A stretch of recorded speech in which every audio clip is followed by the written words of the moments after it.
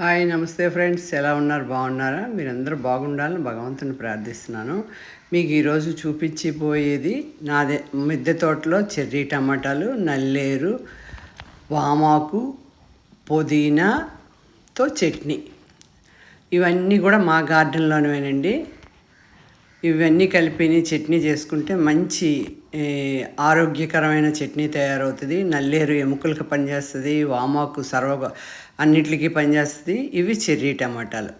అందరూ చెర్రీ టమాటాలే ఉండాలని లేదు. చెర్రీ టమాటాలు అయిన వాళ్ళు మామూలు టమాటాలతో కూడా చేసుకోవచ్చు. పుదీనా, పచ్చిమిర్చి, వామాకు, నల్లేరు, ఎల్లుల్లిపాయలు, కరివేపాకు, కొంచెం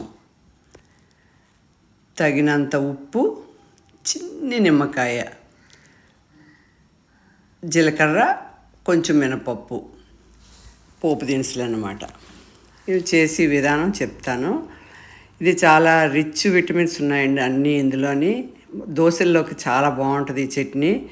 అందరూ తప్పకుండా ఇవన్నీ మీ వాకిట్లోనే ఉంటాయి కదా. నాకు పచ్చిమిర్చితో సహా ఇక్కడ ఉన్న ఐటమ్స్ అన్నీ కూడా మా సొంత గార్డెన్లోనివే.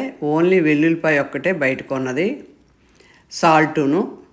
మిగతావన్నీ కూడా మా ఇంట్లోనివే. నా ఆకుకూరలు అన్నీని మూకుడేసుకొని కొంచెం నూనె వేసుకుంటే సరిపోతుందండి. ఎక్కువ నూనె కూడా పట్టదు దీనికి, ఎందుకంటే ఆయిల్ తక్కువ వాడమని చెప్తున్నారు కదా డాక్టర్లు. అంచేతను చాలా తక్కువే నూనె ఆయిల్ పడుతుంది. ఇదేంటంటే ఉదయం దోశకి, ఇడ్లీకి, రొట్టికి అన్నిటికీ బాగుంటుంది. రైస్లో కూడా కలుపుకున్నట్టు చాలా టేస్ట్గా ఉంటుంది.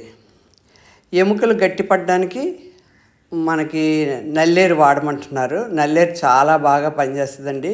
మోకాళ్ళ నొప్పులు, కీళ్ళ నొప్పులు, జాయింట్ పెయిన్లు అన్నిటికీ కూడాను.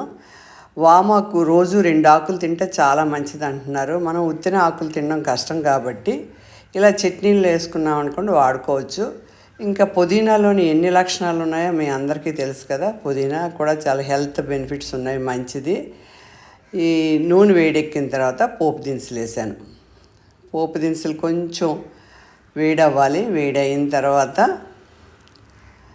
చెర్రీ టమాటాలే చేసుకోవాలని లేదండి. మామూలు టమాటాలు అయితే చిన్న టమాటాలు అయితే టమాటా ఘాటు పెట్టి వేసుకోవచ్చు.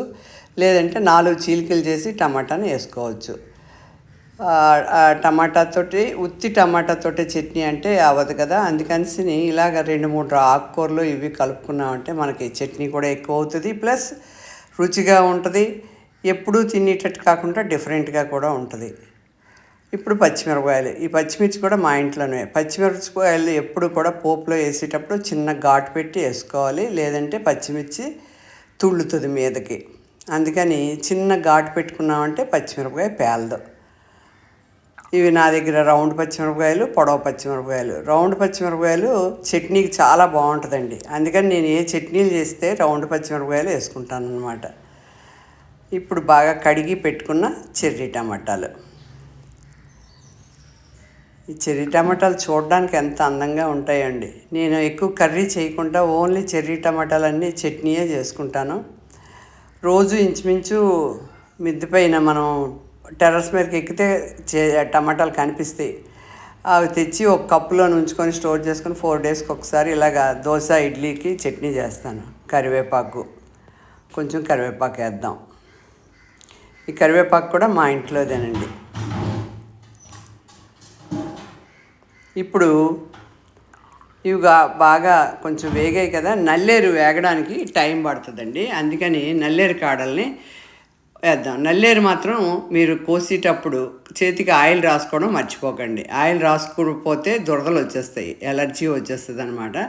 చేతికి ఆయిల్ రాసుకొని నల్లేరుని శుభ్రంగా పీసులు లేకుండా చేసి చిన్న ఇలా ములక్కాళ్ళ ముక్కలు కోసుకొని చట్నీలు వేసుకుంటే చాలా మంచిది. నల్లేరు ఎంత మంచిదంటే ఆరోగ్యానికి చెప్పలేను. ఎముకలకి చాలా స్ట్రాంగ్ చేస్తుంది, చాలా మంచిది. నల్లేరు తప్పకుండా అందరూ ఏ మూలని మనం తోటలో వేసుకున్నా వచ్చేస్తుంది. ఇవి అమృతవల్లి అని కూడా అంటారటండి వీటిని, వామాకుల్ని. ఓన్లీ బజ్జీకే అనుకుంటారు అందరూ, కాదు. చట్నీ కూడా చేసుకోవచ్చు. డైరెక్ట్గా అది ఒక్కటి చట్నీ చేసుకోవచ్చు. ఇలాగా నేనైతే ఏంటంటే ఒకటే ఫ్లేవర్ వస్తుందని డిఫరెంట్ ఇవన్నీ కలిపి చట్నీ చేస్తాను. మా వారికి అయితే చాలా ఇష్టం అండి ఈ చట్నీలన్నీ. వామాకు వేసాం కదా. నల్లేరు కొద్దిగా మెత్తబడిన తర్వాత వామాకు వేసా. వామాకు వేసిన తర్వాత ఇప్పుడు వెల్లుల్లిపాయలు వేద్దాం. వెల్లుల్లిపాయల గుడ్లు కూడా కొంచెం పచ్చి వాసన పోతే టేస్ట్ బాగుంటుంది, దానికోసమని వెల్లుల్లిపాయల గుడ్లు వలుసుకొని ఉంచుకున్నాను. అవి కూడా వేస్తే చిన్న పచ్చి స్మెల్ తగ్గుతుంది అన్నమాట. ఆ స్మెల్ తగ్గిన తర్వాత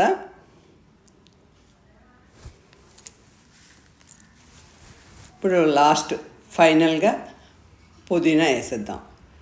పుదీనాని ఒక్కసారి మనం జాగ్రత్తగా నాటుకోగలిగితేనండి అన్ని కుండీల్లో, మాకు ప్రతి కుండీలో, పువ్వుల కుండీల్లోని, కాయ ఆకులు, అన్ని కుండీల్లో కూడా మాకు పుదీనా ఉంటుందండి. పుదీనా నేను చాలా ఎక్కువ వాడతాను. మన సైడ్ మనం కరివేపాకు వాడతాం, కానీ అటు బాంబే, ఢిల్లీ అటువైపు అంతా కూడా ఎక్కువ పుదీనానే వాడుకుంటారంట వాళ్ళు. పుదీనాలోనే అన్ని మంచి లక్షణాలు ఉన్నాయి.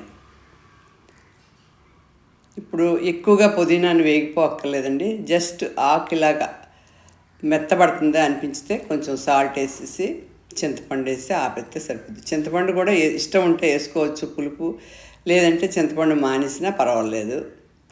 కంపల్సరీ కాదండి చింతపండు. కొంతమందికి ఏంటంటే ఆ పులుపు విరగడం కోసం అని చిన్న బెల్లం కానీ ఒక్క స్పూను పంచదార కానీ వేసుకుంటారు. అది కూడా ఆప్షనలే, మీ ఇష్టమే. ఇప్పుడు లాస్ట్లో సాల్ట్ వేసి విడిచిపెట్టేసి బాగా చల్లారిన తర్వాత మిక్సీ పెట్టేద్దాం. మిక్సీ పట్టేసాం, దోశలు వేసుకున్నాం.